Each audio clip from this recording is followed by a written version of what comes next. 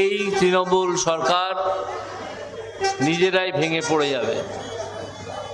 আমাদের আপনাদের কারুকে কিচ্ছু করতে হবে না। এই দলটা ভেতরে এর মধ্যেই ভেঙে গেছে এবং এই দলে তীব্র দলীয় কোন্দল শুরু হয়েই গেছে। কি জন্য বলুন তো? কোনো তত্ত্ব নিয়ে নয়, সেফ কে কত টাকা পকেটে ঢোকাবে সেই নিয়ে। ভাইপো বেশি ঢুকিয়ে ফেলেছে, ববি হাকিম ততটা পারেনি। ববি হাকিম পকেটে ঢুকিয়ে ফেলেছে, অরূপ বিশ্বাস ততটা পারেনি। এই সব নিয়ে গণ্ডগোল। আর মাথার ওপর তো মমতা বন্দ্যোপাধ্যায় আসেনি। সুতরাং এই যে দলের টাকা পয়সা নিয়ে গণ্ডগোল, এ তো কোনো তাত্ত্বিক বিতর্ক নয়। যে বিতর্কের কথা আমরা শুনেছিলাম কমিউনিস্ট পার্টির মধ্যে, সে বিতর্ক নয়। এটা হচ্ছে চোর ছেঁচোরদের মধ্যে লুটের মাল ভাগাভাগির বিতর্ক। লুটের মাল কে কত বেশি পাবে সেই নিয়ে একটা গণ্ডগোল শুরু হয়েছে এবং সেই গণ্ডগোলের ইতি আপনারা দেখতে পাবেন 2024-এর ডিসেম্বর মাসের মধ্যেই। ইতিমধ্যেই শোনা যাচ্ছে যে বীতস্প্রিয় হয়ে এই গণ্ডগোলে আর মমতা ব্যানার্জির নিয়ন্ত্রণ নেই, কারণ তার যা কামাবার কামানো হয়ে গেছে। তার ভাইপো এখন কামানোর অবস্থায় আছে, আরও কতদিন থাকবে। মমতা ব্যানার্জি বীতস্প্রিয় হয়ে ভোটের পরে নাকি পদত্যাগ করবেন এবং তার ওই জোচ্চোর ভাইপো যেটা আছে, সেই জোচ্চোর ভাইপোকে মুখ্যমন্ত্রীর পদে বসিয়ে কোনো একটা আসন থেকে জিতিয়ে আনবেন। সে স্বপ্ন যদি ওনার থাকুক, আমাদের কিছু বলার নেই। তিনি যদি খেয়ালি পোলাও খেতে চান তাহলে সেখানে যত খুশি ঘি ঢালুন, তাতেও আমাদের কিছু বলার নেই। স্বপ্নেই তো পোলাও খাচ্ছেন, বেশি করে খান, বেশ ভালো স্বাদের পোলাও খান। কিন্তু এইটুকু জেনে রাখুন যে পশ্চিমবঙ্গের মানুষ আপনাকে প্রত্যাখ্যান করতে উদ্যত। আমার হাতে যে অভিজ্ঞতা হয়েছিল সেটা দু কথায় বলি। একদিন আদালতে বসেছি, একের পর এক মামলা হতে হতে একটা মামলা এলো হঠাৎ। প্রথম মামলা যেটা 2021 সালের নভেম্বরে, 2022 সালের নভেম্বরে, সেখানে দেখা যাচ্ছে যে ছেলেটি 72 পেয়েছে তার নাম শিক্ষকদের প্যানেলে নেই, অথচ যে ছেলেটি 12 পেয়েছে তার নাম শিক্ষকদের প্যানেলে আছে। যে ছেলেটি মোট 35 পেয়েছে তার নাম প্যানেলে আছে। যে ছেলেটি 55 পেয়েছে তার নাম প্যানেলে নেই। অর্থাৎ তৃণমূল আমাদের নতুন অঙ্ক শেখাতে চাইছে যে 12 নাকি 72-এর চেয়ে বেশি, সেই জন্য 12কে চাকরি দেওয়া হয়েছে, আর 35 নাকি 55-র চেয়ে বেশি, সেই জন্যে 35কে চাকরি দেওয়া হয়েছে। অভিযোগ উঠল যে এই সব চাকরি বিক্রি করা হয়েছে। আমি তদন্তের আদেশ দিলাম। এইগুলো ছিল মাধ্যমিক স্তরের পরীক্ষা, তারপরে মাধ্যমিক স্তরের স্কুল শিক্ষকের পরীক্ষা, তারপর একে একে মামলা আসতে লাগলো। আমি যখন সিবিআই এবং ইডির তদন্তের নির্দেশ দিলাম, একে একে মামলা আসতে লাগলো।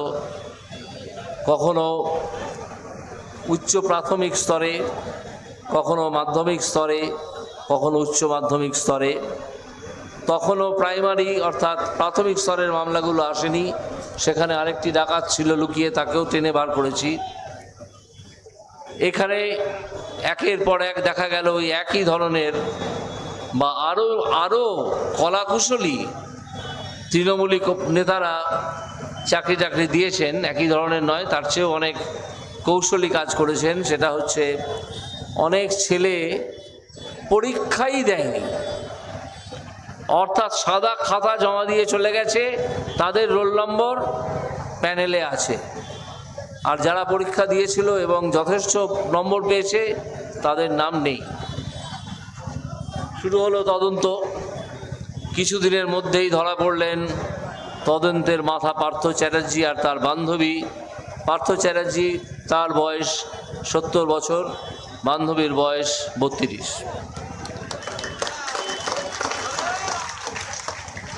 তো ধরা পড়লেন।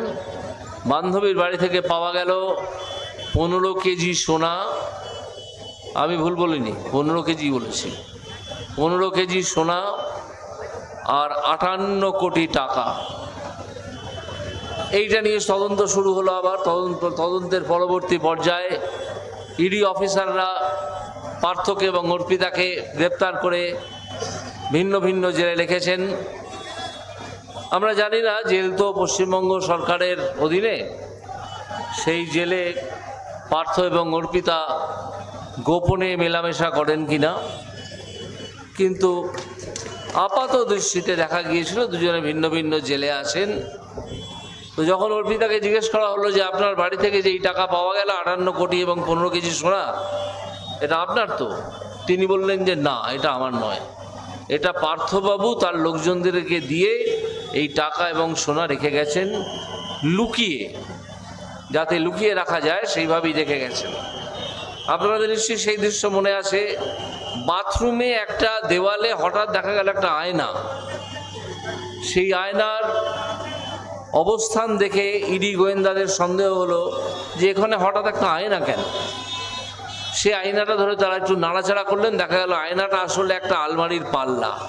খুলে গেল, সেখান থেকে ঝরঝর করে নোটের বৃষ্টি হতে লাগলো, বান্ডিল বান্ডিল নোট। তো অর্পিতা তো বলে দিলেন আমার টাকা নয়। এবার পার্থবাবুকে জিজ্ঞেস করা হলো যে পার্থবাবু, এটা কি আপনার টাকা? পার্থবাবু বললেন আমার টাকা নয়। এইবারে অবস্থাটা বুঝুন, আমাদের পকেট থেকে যদি একটা 100 টাকার নোটও পড়ে যায়, যদি একটা 100 টাকার নোটও পড়ে যায়, আমরা খোঁজাখুঁজি করতে থাকি, কোথায় গেল কোথায় গেল কোথায় গেল। আর এখানে মানুষ অস্বীকার করছে যে 58 কোটি টাকা আর 15 কেজি সোনার গয়না, এর দাবিদার কেউ নেই। ভাবতে পারেন, কারণ এই অস্বীকার করছেন তার প্রথম কারণ হচ্ছে যে যদি কেউ বলেন যে এটা আমার টাকা, তাহলে ইডির পরবর্তী প্রশ্ন হবে টাকাটা কোত্থেকে পেলে? 58 কোটি তো বুঝলাম, টাকাটা কোত্থেকে পেলে?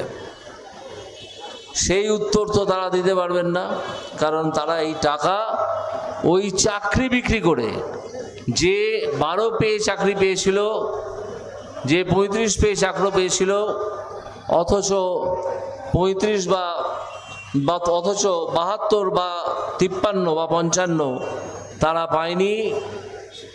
যারা পরীক্ষা দিয়েছিল তারা পায়নি, যারা পরীক্ষা দেয়নি তারা পেয়েছে।